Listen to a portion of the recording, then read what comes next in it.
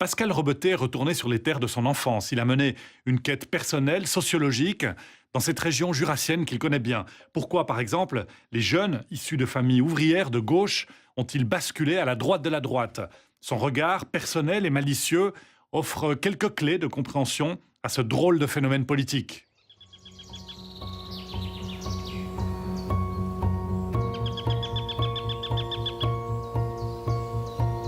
Un électeur sur 3 qu'on croise en Suisse choisit donc l'UDC. Ça fait bizarre de constater ça dans les lieux mêmes de son enfance. On pourrait l'ignorer, stigmatiser, hurler au loup et au fascisme rampant. On peut aussi aller à l'écoute et tenter de comprendre ce qui se passe dans la tête des gens.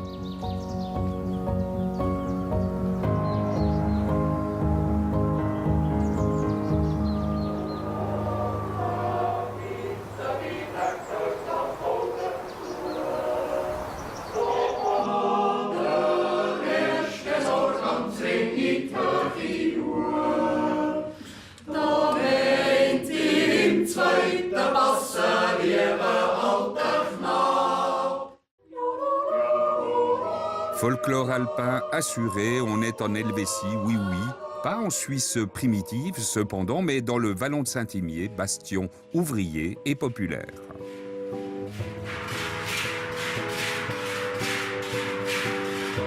Ça fait un peu cliché forcément, mais c'est là, ça existe, c'est bien de chez nous.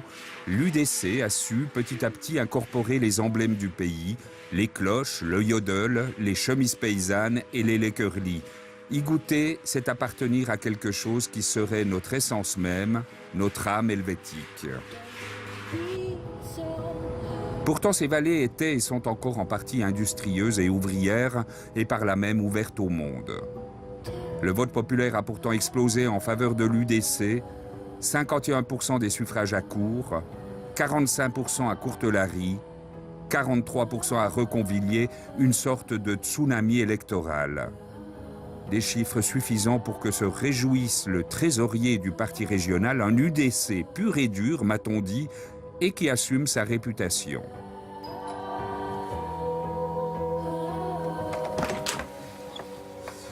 Laurent Jacot? C'est bien moi. Bonjour. Bonsoir. Ça va? Ça va? Venez seulement. Merci. Merci bien. Vous savez, il y a certaines mouvances politiques aux yeux desquelles je préfère passer pour un facho que de passer pour quelqu'un de sympa. Parce que ce sont ces gens-là, à mon sens, qui ont des déviances qui sont dangereuses pour le pays. Donc ça me paraît particulièrement naturel que l'UDC, qui est le premier parti du pays avec 30% des voix, cesse d'être diabolisé par une infime minorité de gens qui n'acceptent simplement pas qu'une majorité pense autrement qu'eux. C'est qui cette infime minorité? Alors, Ah, soyons clairs. Je pense au bloc de gauche ou d'extrême gauche, une partie des Verts, une partie des socialistes aussi, et bien entendu l'extrême gauche avec tout son corollaire de black bloc, de mouvances, de centres culturels tels la Reithalle à Berne ou autres. Vous vous sentez chez vous, ici, en Suisse? Je me sens chez moi ici en Suisse. Je dois quand même bien avouer que quand je me retrouve parfois en gare de Lausanne ou tard le soir en gare de Bienne, je me sens un tout petit peu moins chez moi. Il y a peut-être un problème sécuritaire. Il y a des populations étrangères qui se sont intégrées petit à petit et qui forment la substance du pays maintenant. Les réfugiés boat people qu'on a eu dans les années 80 se sont intégrés, n'ont pas créé l'ombre d'un problème, qu'on a quand même une disproportion notoire de certaines catégories d'étrangers qui peuplent nos prisons et puis qui... Non mais parlons du vallon de Saint-Imier, il y en a beaucoup? Vous en voyez? Dans le vallon de Saint-Imier, oui, on a la même proportion de gens qui peuplent les tribunaux et les prisons dans les affaires qu'on peut lire régulièrement dans la presse. Et ce sont très souvent des gens qui ne sont pas du cru. C'est une évidence. Ce problème, à force de l'avoir nié, à force de l'avoir poussé de côté en disant non, il n'y a rien à voir, circuler, a amené à ce qu'aujourd'hui, on assiste à une montée, notamment de l'UDC. Alors on a vérifié la proportion en janvier sur les 5 procédures pénales du tribunal régional. 2 concernaient bien des prévenus étrangers, mais 3 des prévenus suisses. Une des raisons du succès de l'UDC, c'est le dynamisme des jeunes.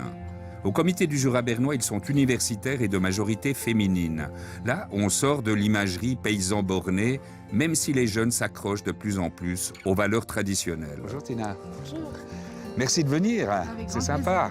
J'ai donc affaire à la caissière de la jeunesse UDC du Jura bernois. On est bien Exactement, oui, d'accord. oui. Alors Parfait. très bien.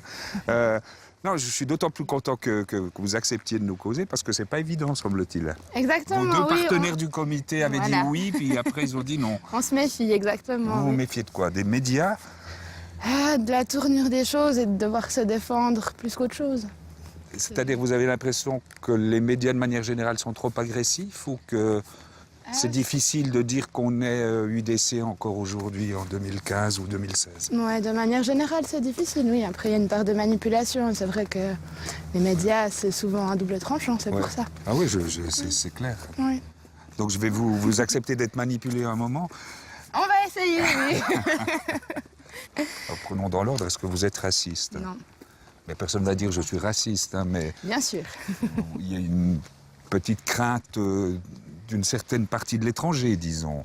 Non, c'est plus représenter les valeurs suisses, en fait. Les étrangers sont les bienvenus s'ils nous respectent. Et puis, s'ils sont d'accord qu'on laisse une part de tradition. Et sur l'homophobie, par exemple? Non. J'ai un ami qui est homosexuel. Pour moi, ça change rien et je pense qu'on devrait les accepter beaucoup plus que ce qu'on le fait maintenant. Mais après, je vois que c'est aussi un clivage entre les générations.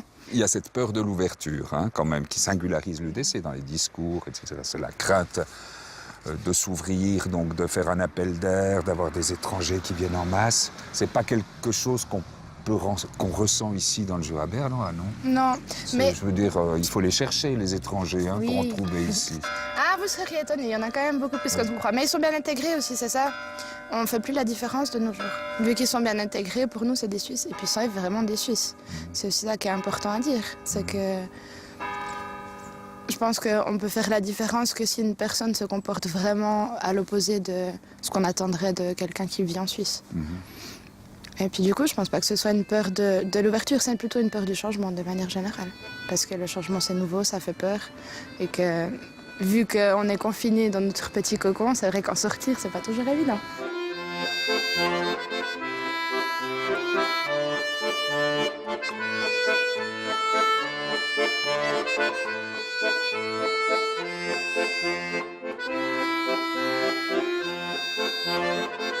Mais alors quoi? Quelles sont ces vraies valeurs défendues par une femme UDC de 23 ans? C'est le respect des traditions, c'est le fait qu'on soit né dans le christianisme aussi. C'est quelque chose d'important pour moi. Et puis, ouais, je sais pas, on mène notre petite vie tranquille. Il y a cette image de la neutralité qu'on a vraiment partout. Je le remarque aussi à l'école quand on doit faire des décisions. On a souvent tendance à de la peine à se dire on est de ce côté-là ou de ce côté-là. On cherche toujours un juste milieu.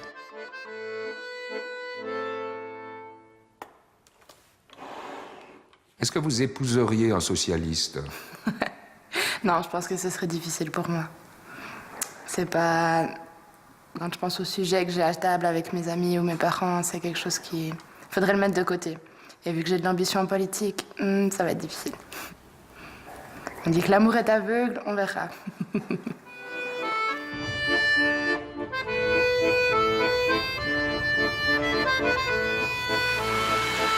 À Saint-Imier, l'UDC a gagné les dernières élections avec 32% des suffrages, sans même y être représenté par une section.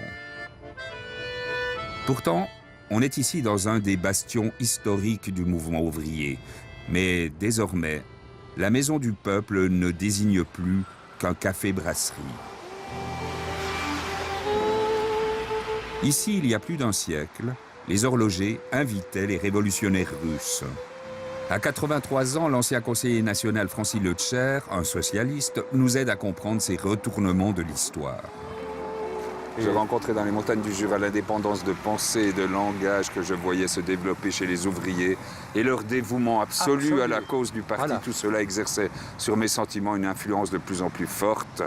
Quand je quittais ces montagnes après un séjour de quelques jours au milieu des horlogers, mes opinions sur le socialisme étaient fixées. J'étais anarchiste. Une autre époque. Une autre époque. En vos chaud? En vos chaud. Chez nous, on rend les choses beaucoup trop compliquées. Et le citoyen, il n'ose pas dire qu'il ne comprend pas. Il a honte. Il va pas voter. Ou alors il vote simplement, il vote avec ses tripes, avec l'émotion. Et puis on lui dit, les étrangers, c'est dangereux, ils vous prennent vos femmes, ils vous prennent votre travail, on ne sera plus chez nous. Je crois que là, il y a tout un travail de sape quand même de l'UDC. Et quand vous voyez, il y a 10 ans, ce fameux mouton noir, ça me travaille toujours. Je me dis, mais comment est-ce qu'on pouvait frapper les gens sur un vrai problème? Mais la solution, montrer que dans un troupeau de 3 ou 4 moutons, il y en a un qui est noir. Dites-moi la signification. Et puis, à force de marteler, à force de dire c'est toujours les autres, c'est toujours l'étranger, c'est l'Europe, etc., etc., ça entre, je crois, dans l'esprit des gens. Je reconnais qu'on a laissé un petit peu le drapeau suisse ou l'idée de la Suisse, on l'a laissé à l'UDC, qui s'en est emparé, comme le Front National s'est emparé du drapeau tricolore. Hein. Je pense que nous, on a aussi un petit peu laissé le terrain libre. Mais c'est vrai qu'on a eu cette tendance, à une certaine époque, de vouloir faire la fraternité des peuples. Et là, c'est vrai qu'ils ont tout un champ, l'UDC, qui est très favorable, de dire d'abord nous. Après le Jura bernois, son voisin du Nord et une surprise, l'UDC double ses sièges dans le canton du Jura, avec quelques scores remarquables. 42% à Soyères, et le record de Suisse romande à Ederswiller, 80% de votes favorables à l'UDC. Alors oui, il y a les frontaliers, l'immigration, les islamistes. Tiens, à Delémont, ici, c'était le magasin de mon arrière-grand-mère. Maintenant, c'est la mosquée du Jura, sans minaret, bien sûr. Une centaine de fidèles, m'a-t-on dit, pas vraiment de quoi expliquer le succès de l'UDC, qui réunit ce soir-là sa section des jeunes. Au niveau cantonal, l'UDC Jura a fait un énorme carton avec une progression de 100%. Très bien, on va pouvoir... Les jeunes UDC ont le triomphe modeste. Dans l'arrière-salle d'un café, il y a ce soir-là une garde-frontière, de jeunes agriculteurs, un croque-mort, un chauffeur-livreur, un employé dans la sécurité, une lycéenne, quelques apprentis, un employé de commerce. Vous avez également le formulaire non aux avocats gratuits pour les requérants d'asile. En fait, ce qu'ils veulent introduire, c'est que quand la demande est rejetée, que les réfugiés aient le droit de demander un avocat pour contester ce renvoi. Et puis nous, ce qu'on pense, c'est que ça va faire des frais pour rien, ça va perdre du temps, donc ça va aussi être l'aide sociale qui va continuer à payer pendant tout ce temps qu'on perd. Et puis c'est pour ça qu'on vous propose de signer et puis de faire signer ce référendum. Parce que c'est clair, le côté droite, il y a le côté extrême, il y a le côté aussi un petit peu plus modéré, même au sein du parti. Et puis moi, je trouve les femmes, elles apportent toujours un peu un autre point de vue que les hommes. Et puis moi, je trouve que c'est important que nous, on s'engage aussi.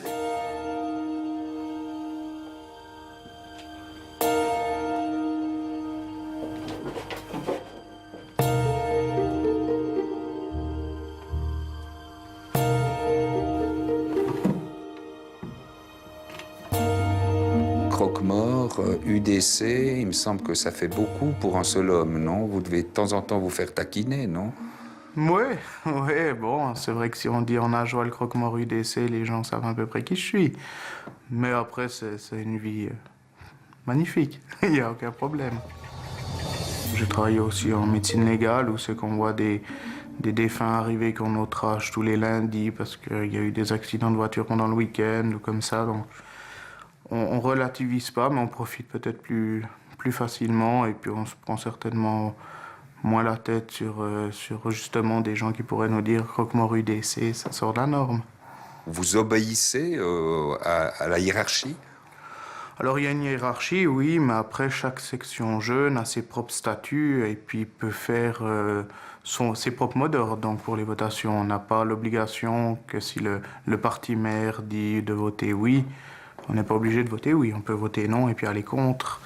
On se bat aussi quand même pour les classes moyennes, pour tout ça, donc où c'est que On veut des diminutions d'impôts, des diminutions de taxes.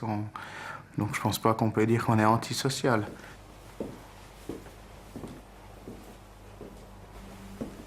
Je pense que ceux qui dérapent sont des personnes qui ne sont pas profondément UDC. Je pense que ces gens-là se retrouveraient plus facilement dans le discours du Parti nationaliste suisse qui, lui, prône le 0% d'immigration et puis tout ce qui va avec, j'entends. Donc on n'est pas anti-musulmans, on n'est pas anti-juifs, on a des personnes de toute culture aussi qui sont membres chez nous, de toute couleur qui sont membres chez nous.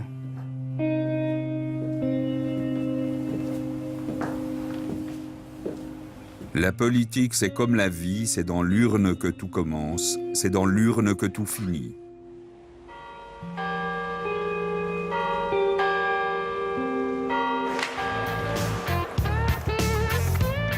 À Port-Entruy, on vibre pour le HCA Joie, tout parti confondu. On y retrouve Loïc, l'UDC, et à ses côtés son père, un socialiste pur jus.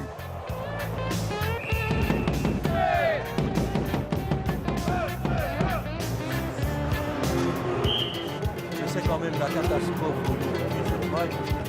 Vous reconnaissez beaucoup de vos membres dans le public? Oui, il y en a dans les jeunes, de l'autre côté, là vers les tambours, il y en a dans la tribune, il y a quelques personnes, bien sûr, oui. Parce qu'on est vraiment dans un lieu, dans un public extrêmement populaire, on est d'accord?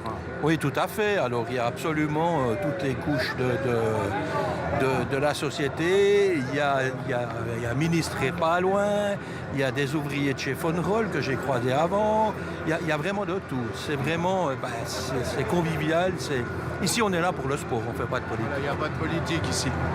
C'est le sport. On est tous unis pour ça. Il n'y a pas de parti, il n'y a rien du tout. Mais pourtant, ils engagent des étrangers, le HCA Joie aussi. Oui. Bien sûr qu'ils engagent des étrangers.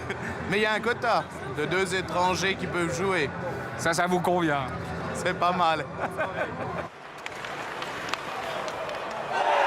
Et finalement, ce soir-là, grâce à 2 tirs d'un étranger, le HCA Joie a battu la 2e garniture des Lions de Zurich, 4-1.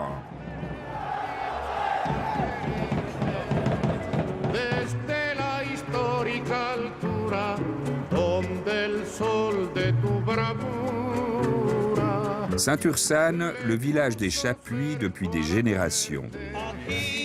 Jean-Pierre est un secrétaire syndical à la retraite et militant socialiste.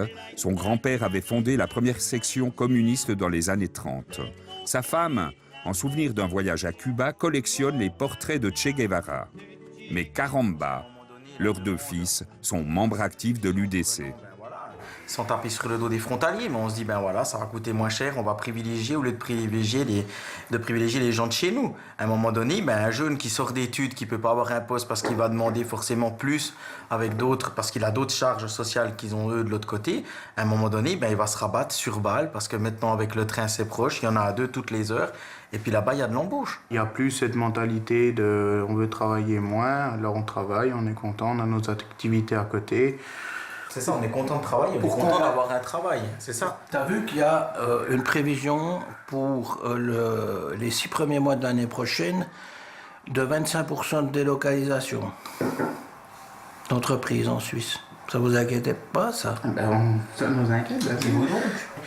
On sait qu'ici, un frontalier qui travaille donc à côté de moi, il a 33% de pouvoir d'achat supplémentaire que moi, en ayant 800 à peut-être 1000 francs de moins que moi. Le patron, il le sait aussi, donc il sait qu'il va toujours avoir quelqu'un dans son atelier qui va venir. Alors qui sait qui veut accepter que le patron va avoir l'idée de dire « Ah ben ouais, je veux faire partir comme ça avec un partenariat ». Franchement, moi avant, j'étais plutôt tendance gauche, mais après, il y a des années que je dis « Mais non, c'est la gauche caviar ». Parce que voilà, je sens plus que la gauche défend l'ouvrier, loin de là. Et je trouve que des fois, l'UDC, ils font des propositions. Et je leur dis, mais ça devrait être fait par la gauche. Oh, voilà. Ouais, mais c'est des discours populistes, ça. C'est de la récupération qu'ils font, ça. Non, ben si. En mai 68, il y a eu quelque chose. Ça a foutu en l'air, à mon avis. Et le Che de s'en retourner dans le lit de sa mythologie. Et nous, au bord du Doubs et de l'usine Tekla. Après plusieurs rachats spéculatifs, la fabrique ferme définitivement ses portes, 100 emplois passent à la trappe. De quoi faire un lien entre le libéralisme prôné par l'UDC et les acquis sociaux. Je pense qu'ils détruisent tout ce travail fait par nos générations, la génération de mes parents, ma génération, sur les conventions collectives de travail, sur tout simplement les acquis dans les entreprises, à tout niveau, la semaine de 40 heures, le 13e mois. Il n'y a plus de partage, on ne redonne plus le profit du travail, l'argent du travail doit être distribué. Normalement, alors il y a toujours eu des patrons dans toutes les régions qui sont devenus riches, ben, c'est normal quoi. Mais ils faisaient vivre une région, un patron. Aujourd'hui, c'est plus le cas. Il ne fait plus vivre une région. Aujourd'hui, ils pensent simplement à faire du profit et que du profit. Je pense que les jeunes générations qui aujourd'hui sont accros à ça vont le payer très cher dans 10 ans, dans 20 ans, dans 30 ans. Vous savez, dans les années 70, de 80% des jeunes partaient à gauche, au Parti socialiste. Hein. Aujourd'hui, ça prend le chemin inverse. Alors, la question que je me pose, c'est est-ce que la gauche a fait tout juste? Et aujourd'hui, je ne pense pas. Je pense que effectivement, la gauche a fait faux. C'est devenu une gauche depuis plusieurs années, une gauche libérale, une gauche qui a appâté les bobos, si on veut bien, et puis qui a mis au fossé le prolétariat. Et ça, c'est triste, ça me fait mal de le dire. Vous savez, je ne changerai pas. Je ne changerai jamais, je voterai toujours à gauche. Quand je dis je voterai toujours, est-ce que des fois j'irai toujours voter? Je ne sais pas. C'est plutôt là que la question se pose. C'est là que la question se pose. Mais en tout cas, je ne voterai jamais à droite, je ne suivrai pas mes deux enfants à l'UDC. Ça, c'est clair. Si l'UDC ne convainc pas tout le monde, il ébranle des certitudes. J'ai rendez-vous avec un copain d'école, fils d'un chrétien de gauche et d'une maman d'origine agrarienne. Salut grand. Salut Pierre. Ça va? Ça va et toi? On y va? On y va. Pierre est et reste libéral radical, mais du côté paysan. Le sens paysan, oui. Ça c'est clair, mais moi je suis quand même quelqu'un qui est pour l'économie, qui est plutôt libéral.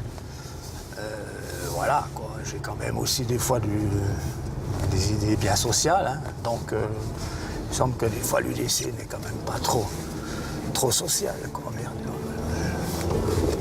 Écoute, moi, il y a des fois où je peux être d'accord avec l'UDC, mais il y a des fois où je ne suis pas d'accord, mais je n'ai encore jamais voté UDC. Après son travail à l'usine, Pierre va aider son voisin paysan. Otto est aussi au PLR, plutôt entrepreneur que paysan, mais fâché contre la politique agricole. C'est plus de vache, non? Ouais. Ça a eu payé, mais ça paye plus, comme disait l'autre. Donc il faut faire son beurre avec autre chose. Il faut suivre l'évolution. Maintenant, c'est Berne qui nous dirige, ouais, c'est eux qui nous racontent beaucoup de conneries, puis voilà, il faut faire ce qu'ils nous disent. Ils nous mènent par le bout du nez, de toute façon.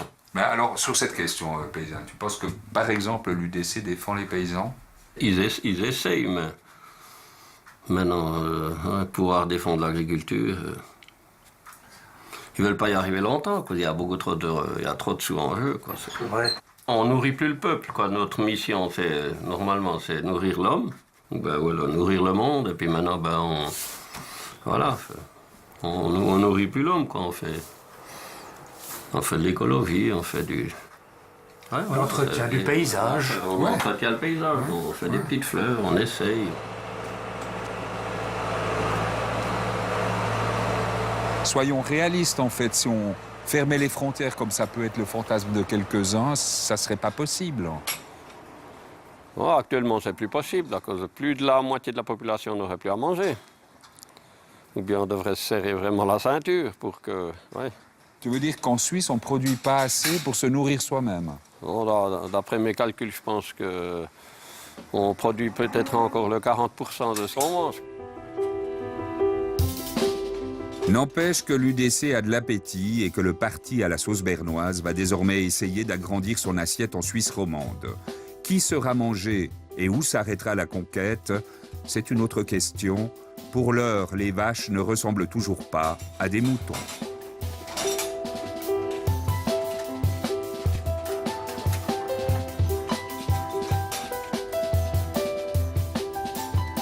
Un mot encore sur ce reportage, c'était le